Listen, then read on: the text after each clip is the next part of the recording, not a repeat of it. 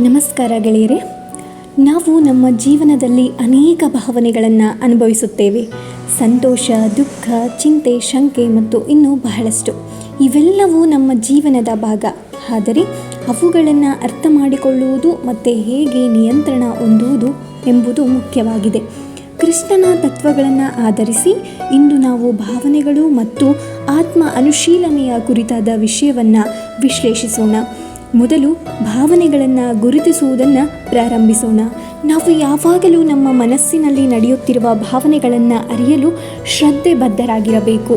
ತಮ್ಮ ಭಾವನೆಗಳನ್ನು ಗುರುತಿಸಲು ನಿಮಗೆ ಸ್ವಾವಲಂಬನೆಯ ಅಗತ್ಯವಿದೆ. ಇವುಗಳು ಏನಾದರೂ ಮಾಡಲು ಅಥವಾ ನಮ್ಮ ಒಳ್ಳೆಯಕೆ ಮತ್ತು ದುಬಾರಿ ಕಾಲುಗಳನ್ನು ಕೇಳಲು ನಿಖರವಾದ ಉದಾಹರಣೆ. ಆದರೆ ಭಾವನೆಗಳನ್ನು ಕೇವಲ ಗುರುತಿಸುವುದೇ ಮುಖ್ಯವಲ್ಲ, ಅವುಗಳನ್ನು ಶ್ರದ್ಧೆ ಮತ್ತು ವಿವೇಕದೊಂದಿಗೆ ಪರಿಶೀಲಿಸುವುದು ಹೆಚ್ಚು ಮುಖ್ಯವಾಗಿದೆ.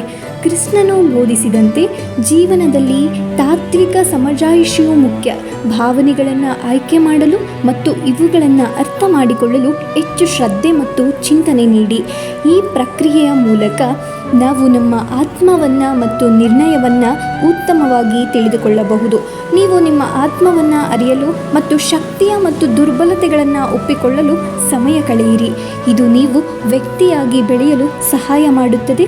ವ್ಯಕ್ತಿಯ ಶಕ್ತಿಯ ಪರಿಗಣನೆ ಮಾಡುವುದು ಮತ್ತು ನಿಮ್ಮ ಶಕ್ತಿಗಳನ್ನು ಬಳಸುವುದು ನಿಮ್ಮ ಶ್ರೇಣಿಯನ್ನು ಮತ್ತು ಧೈರ್ಯವನ್ನು ಹೆಚ್ಚಿಸುತ್ತದೆ. ಆಮೇಲೆ ಜೀವನದಲ್ಲಿ ಸಮತೋಲನವನ್ನು ಹುಡುಕುವುದು ಮುಖ್ಯವಾಗಿದೆ. ನಮ್ಮ ಭಾವನೆಗಳನ್ನು ನಿರಂತರವಾಗಿ ನಿರ್ವಹಿಸಲು ಮತ್ತು ಸಮತೋಲನವನ್ನು ಸಾಧಿಸಲು ನಮ್ಮ ಅಧ್ಯಾಯವನ್ನು ಗಮನದಲ್ಲಿ ಇಡುವುದು ಮುಖ್ಯ.